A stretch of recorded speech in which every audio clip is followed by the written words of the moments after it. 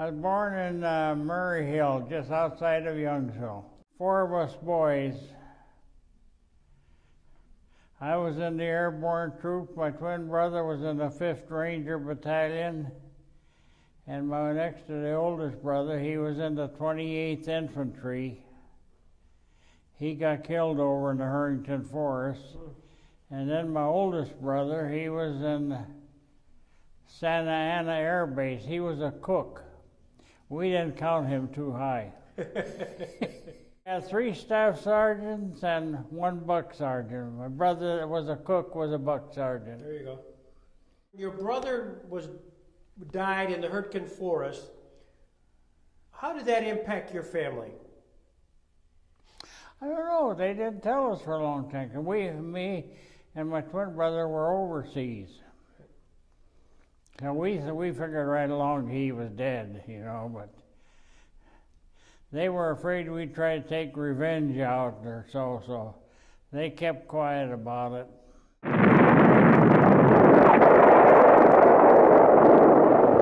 December 7th, 1941, a date which will live in infamy.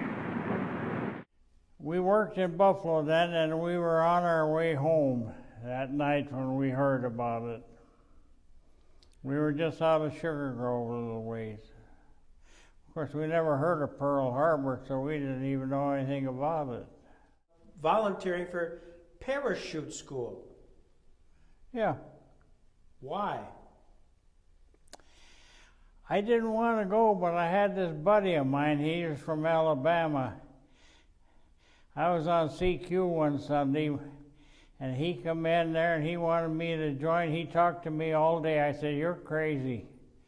Because right then, you know, paratroopers, the life expectancy was nothing. Mm-hmm. So he talked to me all day. And finally, about 4 o'clock, he was telling me, he said, "Boy, the girls will go wild over you and all that. They see your boots and wings." And it was true. When I graduated, I had my wings and I had my boots. And when I'd walk down on furlough down the street in Warren, the girls were just like a wolf pack after you. Of course, anybody that had pants on, they were after him. When we went into the Army, we grew up a lot. You would have been, what, 18 years old then when in the Army? Yeah. Volunteering for parachute school. Yeah. Why? I didn't want to go, but I had this buddy of mine. He was from Alabama. I was on CQ one Sunday, and he come in there, and he wanted me to join. He talked to me all day. I said, "You're crazy." Because right then, you know, paratroopers, the life expectancy was nothing. Mm-hmm. So he talked to me all day. And finally, about 4 o'clock, he was telling me, he said, "Boy, the girls will go wild over you and all that. They see your boots and wings." And it was true. When I graduated, I had my wings and I had my boots. And when I'd walk down on furlough down the street in Warren, the girls were just like a wolf pack after you. Of course, anybody that had pants on, they were after him. A lot of it was physical training.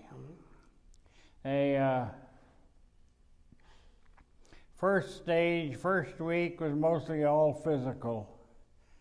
So the second week was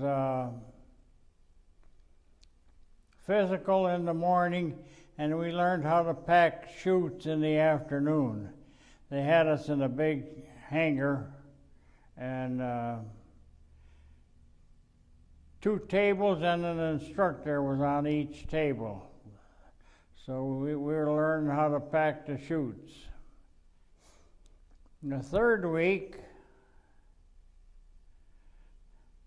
we had all these control towers. You jump out of, but you never hit the ground. You couldn't get hurt, but that's where the guys quit. And the 4th week, that was the truth. We went up there, and I was never in an airplane before then, so. Wow, your heart must have been beating. It was scary because that plane come up and it just go up and drop, go up and drop, and you know, as it hit air pockets, it dropped. But then we were up about 15 minutes, and they put us in the front of the door, and we jumped out. Were you fearful? Was I fear? I was scared. And any guy that says he ain't scared from 1,500 feet up is a liar.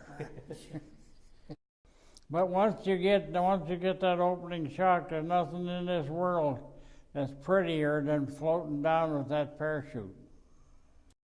We had static lines, 15-foot static lines, and there's a cable goes down through it. If you see a picture of a C-47 now, you'll see a cable going right down through the center of it. We hooked the static line to that cable, and when we went out the door, there was just a regular string like you have in a grocery store. Right. That had the pack on the chute. Of course, the prop from the blade on the propeller there, that usually broke it loose, but whichever way it broke loose, and it pulled the canopy out too. Oh, so everything, I mean, you didn't have to worry about pulling anything, it No. happened. It was automatic. My first jump, I was taking a somersault. I was just about upside down when I got the opening shock, and I think my shoulders are still out. One thing they said, you never look down. You just look straight ahead of you. Got your jump wings? You got them after you make the 5 jumps. Mediterranean theater. Okay. They sent our bunch to Italy. We were there for a couple of weeks, and then they sent us all down to Sicily. We could hear the big gun shooting in the casino, yeah. You eventually ended up in Grosseto? Yeah, that's where we went into battle the first day. What we ran in the first day was minefields. Ah. That was deadly. You're in action, and there are some of your friends, you're losing your friends. Does that have an impact on you? We were young and stupid. We didn't really know too much about it. You were part of Operation Dragoon. Yeah. What was that? Invasion of southern France. And they gave us these crayons where we painted our faces up every which way you wanted to do, and then at 1 o'clock in the morning we loaded up into the airplanes, and they took us, and we jumped at 4:40 in the morning in France, so we were in the plane for quite a while. We had our regular chute on, and then we had a reserve chute in front of us, which we had even in training. And I think we had 5 or 6 hand grenades fastened onto our straps in front. We had a machine gun belt in our pack, and we had our casket in a pack, which was a mattress cover. Oh, really? We had that in there. Did you get much German resistance when you landed there? No, we were low. I was in the second wave in. So when we jumped, I think if the guy would have had his landing gear down, he'd have been on the ground. Oh, really? So it just got the opening shock, and I was on the ground already. Of course, they have to come because each wave comes in is higher than the one in front, so they don't run into the guys. When I hit the ground, I got out of the chute, couldn't get my rifle together. Then we met some guys, they come along there and they worked on it, and they couldn't get the darn thing together.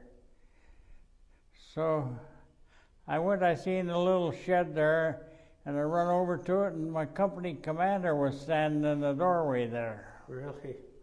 And so I asked him, what are we going to do? He said, I don't know, John. He says, because we ain't where we're supposed to be. So we waited all day long. It was in grape vineyards, and there was an old couple there. They came out of the house there, and we visited with them. And then we were at evening, we went, followed the electric line. And we came to this little town, Claviers, and the people were all out there, and they were singing the French national anthem, and the little kids were throwing flowers on us. I don't know where they got the flowers. It looked like peony blooms. And the old men, they were walking through the groups of guys, and they were giving them drinks of wine. I didn't drink, so I didn't, but the girls were like this one here. They were walking around with us, and they were kissing us. Wow. That was a nice war for a while. But then we were looking to see if there would be a machine gun out in the rooftop or any place, but nothing happened. I think 3 or 4 dried biscuits. Then they had a small round can that looked like a bumblebee can, see, and that had cheese in it. And then we had a little drink you could make something like a chocolate drink out of it. That was it. Me and my buddy, we got awful thirsty, so we were not too far from where our regiment was. So we saw this Frenchman there. He was out in the field there. So we run over to him, and he had this wine. I think he dug it out of the barrel. It must have had the mud and all in it. And he gave us 2 full glasses of it. And we drank that down. We got out to the road, and we started to puke. So you were working your way through various towns in the Rhone River Valley, weren't you? Yeah. And I'm reading here from the newspaper. It says you received during that time period a Bronze Star citation, and it reads, Staff Sergeant John Rupczyk Jr. for heroic achievement in action near Pierre Cava, France, 23 September 1944. It said you were a member of a patrol that was assigned the mission of destroying enemy replacements situated on a slope of a heavily mined hill. Yeah. While crossing the mined area, 3 members of the patrol were seriously wounded by exploding mines. Alerted by the noise from the enemy opened fire, compelling Staff Sergeant Rupczyk and his men to seek cover. From his position, Staff Sergeant Rupczyk saw that the 3 wounded comrades were lying dangerously exposed to enemy bullets. Disregarding his own safety, he crawled across the field, feeling his way among the mines, tripwires, until he reached the side of the nearby casualty. After removing the injured man to safety, Staff Sergeant Rupczyk repeated his performance in rescuing the other 2 wounded men. The courage and devotion to duty displayed by Staff Sergeant Rupczyk are in keeping with the finest traditions of the military service. That's a rumor. Does it sound right? Yeah, yeah. You're in the middle of fire. You don't have time to think. You just automatically just go. What happened to the 3 guys? Do you remember? Did they? One couldn't see. I don't know whatever happened to him. The big guy, he was bigger than you. He lost his leg. And the other guy, he must have stepped right on that mine because he was busted up all over. A couple hours later, he died. The Battle of the Bulge. Yeah. You were there. Yeah. I got shot the first night. How'd that happen? My buddy shot me. The American Army. Well, set the scene. How did that happen? Well, we were told we had to take this one town of Manhay that had 4 or 5 roads leading out of there. And so we went, they were going to shoot for us. We had 8 battalions of 155s shooting for us. So when they opened up the first concentration, they hit the town like they were supposed to. And then they turned, in the next 2 concentrations, they turned them on us. So all those shells came in. They fired 5,000 rounds in less than 20 minutes. You could hear those shells coming for a long time. When they hit the ground, it made a hole big enough where you could lay down in there. And that's about all that I can remember of it. Where did you get hit? In the hands. In the hands? I always get hit in the hands, and no matter where I get hurt now, right hand or? Right, my fingers right through here. Tore the rifle apart right at the trigger housing. I don't know how big that chunk of steel was, but it must have been pretty good size, because the rifle lay there in 3 pieces. Sergeant John Rupczyk, Jr. for gallantry in action at Manhay, Belgium, 27 December 1944. Did you get many Christmas presents? Yeah, that was my Christmas present, yeah. When a heavy concentration of supporting artillery fire fell short into his company, causing casualties and confusion. Sergeant Rupczyk, although himself wounded, quickly organized his squad and moved forward to the objective. When forced to take cover by an enemy machine gun, he single-handedly silenced the weapon and killed 3 of the enemy. Sergeant Rupczyk led his squad through the town, captured or killed all the enemy in his sector, and then placed his squad in a defensive position. Sound like you? Yeah. So we went through the town. We took the town. And then they put me in a cellar. The town was all busted up. In the morning, the P-38s came over and bombed us. So we lost a lot of our own men to our own aircraft. Then that night they came and got me out of there. And we stopped at a hospital, must have been about 3 or 4 o'clock in the morning, and this big heavy-set guy, he was cooking in there. Of course, I didn't have nothing to eat for a couple, 3 days. And he said, God, kid, he says, I wish I had something to feed you. He said, but all I've got is bread, peanut butter, and coffee. You know, that was the best meal I ever had. I think I got back to the outfit around March. The outfit got relieved on 7th of February. My platoon came back with 4 guys.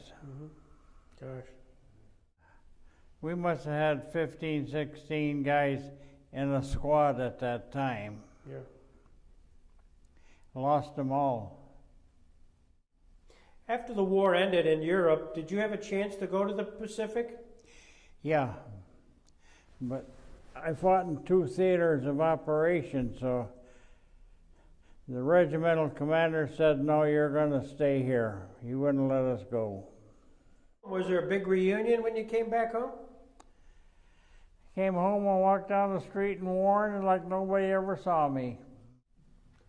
When your daughters nowadays ask you about World War II, what do you tell them? They don't ask. I'm glad it's over. I wouldn't trade my experience for anything in the world, but I don't want to do it over again. Yeah. Well, this is a silver star. This is a bronze star. And then I got an oak leaf cluster in there. That means I had 2 of them. And this, the guy say, that's a purple note. That's what. And this is a European theater. Oh God, I don't know. Somebody was asking me what this is, and I don't remember now. I'd have to look. It's remarkable. And here's my citations I read. Bronze Star, Silver Star. There's my diploma for my wings, jump school. Yeah.